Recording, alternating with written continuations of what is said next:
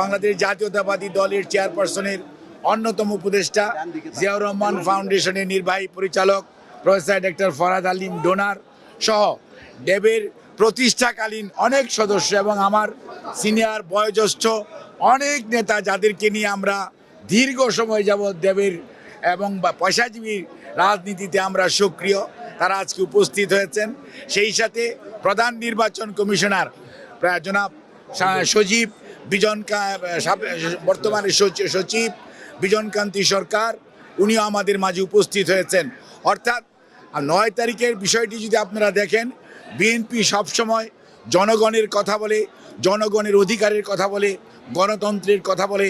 চিকিৎসকরা তাদের সরাসরি ভোটের মাধ্যমে তাদের আগামী দিনে কে নেতৃত্ব দিবে সে দায়িত্ব দিয়েছে ডাক্তার হারুন এবং ডাক্তার শাকিলের নেতৃত্বে, এবং এখন ওনাদের দায়িত্ব হচ্ছে সবাইকে সাথে নিয়ে কিভাবে ঐক্যবদ্ধভাবে পেশার জন্য এবং দেশের স্বাস্থ্য ব্যবস্থার জন্য কাজ করা যায়, সেই লক্ষ্যে ওনারা ওনাদের পলিসি নির্ধারণ করবে।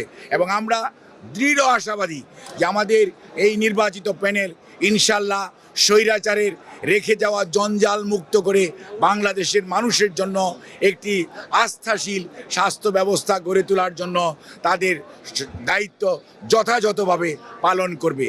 আর আজকে আমরা অনেক কথা শুনতে পাই, কেউ কেউ বলেন, হুমকি দেন যে আগামী দিনে নির্বাচন হতে দেবেন না।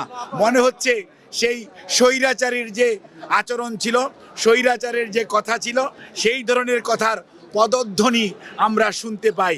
সেজন্যই আজকে আমরা আশঙ্কিত হই অনেক সময় যে নির্বাচন নিয়ে ষড়যন্ত্র হচ্ছে। কেউ কেউ বলার চেষ্টা করেন, প্রধান উপদেষ্টা মহোদয় তো প্রধান নির্বাচন কমিশনার নির্বাচন কমিশনকে বলে দিয়েছেন ফেব্রুয়ারির মধ্যভাগের মধ্যে নির্বাচন সম্পন্ন করতে।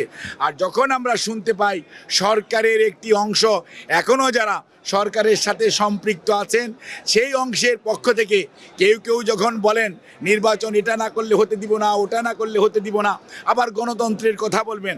এই দেশের মানুষ গণতন্ত্রগামী মানুষ, এই দেশের মানুষ জানতে চায় তার প্রতিনিধি কে, তাদেরকে সরাসরি দেখতে চায়। এই দেশের মানুষ পিআর সিস্টেম কি সেটি কোনোদিন প্র্যাকটিস করেও নাই, সেটি জানেও না। পৃথিবীর অনেক দেশে পিআর আছে, নন পিআর আছে, বাট সবচেয়ে বড় গণতান্ত্রিক দেশ হচ্ছে আপনার ভারত, তারপরে বলেন ইউকে, তারপরে বলেন ইউএসএ। ওখানে কোথায় পিআর পদ্ধতি অনুসৃত হচ্ছে? কোথাও না। কাজেই মনে রাখতে হবে, জনগণ তার প্রতিনিধিকে সরাসরি দেখতে চায়, নির্বাচিত করতে চায়, দায়বদ্ধ করতে চায় এবং তাকে জবাবদিহিতার আওতায় আনতে চায়। কাজেই কোনো অবস্থাতেই যারা পেছনের দরজা দিয়ে ক্ষমতার স্বাদ গ্রহণ করার জন্য চিন্তা ভাবনা করছেন, তারাই হয়তো পিআর পদ্ধতির কথা বলে থাকেন। কিন্তু আমরা অত্যন্ত স্পষ্ট ভাষায় বলতে চাই, জনগণের মনের ভাষা বোঝার চেষ্টা করুন। এই জনগণ বিগত প্রায় 8 সন থেকে 24 সন পর্যন্ত তাদের সরাসরি তাদের যে মালিকানা সেটা ফেরত পায় নাই। বিভিন্ন ধরনের নির্বাচন হয়েছে, আমি সেদিকে যেতে চাই না, কিন্তু আজকে মানুষের জন্য আকাঙ্ক্ষা হচ্ছে আমার ভোট আমি দেব, যাকে খুশি তাকে দিব, নির্বিঘ্নে দিব, নিঃশঙ্ক চিত্তে দিব। কাজেই যারা আজকে ধমক দেন নির্বাচন হতে দেবেন না, তারা কি ভেবে দেখেছেন জনগণ কি এটা চায়? জনসমর্থন কি এটাতে আছে? আপনারা মব কালচার সৃষ্টি করছেন, দেশের আইন শৃঙ্খলা পরিস্থিতি কোন দিকে নিয়ে যাচ্ছেন, দেশের শিক্ষা ব্যবস্থা গত 1 বছর যাবৎ কি ধরনের পড়াশোনা হচ্ছে সেদিকে আপনারা লক্ষ্য করেছেন? আপনারা সব সময় বলেন যে নতুন প্রজন্ম, আমরা কি পুরনো প্রজন্ম আর আপনারাই কি নতুন প্রজন্ম? কখনোই না। মনে রাখবেন, ঢাকা বিশ্ববিদ্যালয় যখন জুলাই 24-এ বন্ধ হয়ে গিয়েছিল, তখন অনেকেই আন্দোলন ক্ষান্ত দিয়ে বাড়িতে চলে গিয়েছিলেন। এই বাংলাদেশের বেসরকারি বিশ্ববিদ্যালয় এবং পাবলিক বিশ্ববিদ্যালয় ঢাকার বাইরে যারা ছিল, ছাত্র জনতা, রাজনৈতিক নেতৃবৃন্দ সবাই ঐক্যবদ্ধভাবে সেই আন্দোলনকে টেনে নিয়ে গেছে।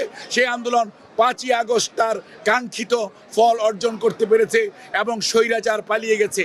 কাজেই এটি ঐক্যবদ্ধ জনতার আন্দোলন, ঐক্যবদ্ধ ছাত্র জনতার আন্দোলন, কোনো একক গোষ্ঠীর এই আন্দোলন নয়। কাজেই কেউ কোনো অবস্থাতেই ধমক দিয়ে বাংলাদেশের মানুষকে দাবিয়ে রাখবেন। ইতিহাস শিক্ষা দেয়, যারা 73-এও ছিলেন তারাও যেমন দাবিয়ে রাখতে পারেন নাই, আর বিগত স্বৈরাচার অনেক ধমক অনেক প্রশাসন, অনেক আইন শৃঙ্খলা রক্ষাকারী বাহিনী, অনেক গুম, অনেক শহীদ, অনেক পঙ্গুত্ব বরণ করিয়েছেন। তারপরও বাংলাদেশের মানুষকে দাবিয়ে রাখা যায় নাই, ওনাদের শেষ রক্ষা হয় নাই।